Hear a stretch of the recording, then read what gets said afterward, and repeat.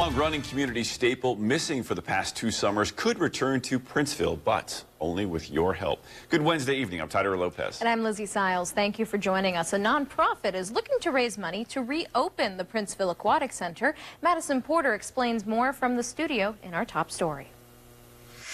Tyler and Lizzie, $300,000 is needed to have a close place to swim in Princeville this summer. The goal is to have enough money to open it by the end of this summer.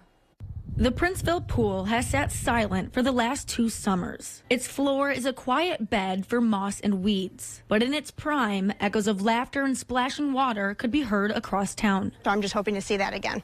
The Princeville Aquatic Center nonprofit is trying to raise nearly $300,000 to reopen the pool that the village board voted to stop supporting after the 2022 season. As 25 News previously reported, the benefits didn't outweigh the cost. Historically speaking, the pool always costs between like $65,000 and $80,000 to run for the season, and it always brought in between like $40,000 and $50,000. So it usually ran in like a $20,000 to $30,000 deficit. The pool now needs a new plumbing and electric system, a new heater, and to be approved by the Illinois Department of Public Health. The next closest public pool is in Chillicothe or Peoria, a good 20-minute drive from Princeville. The last couple of summers, I have young kids, like I've drove to Chile because when you want a pool, like, you know, you're obviously willing to make the drive, but I really do miss like the convenience of having something, 5 minutes from home. Lindsay Haltzer says if you ask anyone in Princeville, they'll have a story about this pool, even her husband, who grew up swimming here. Keeping assets in rural communities is very, very important, and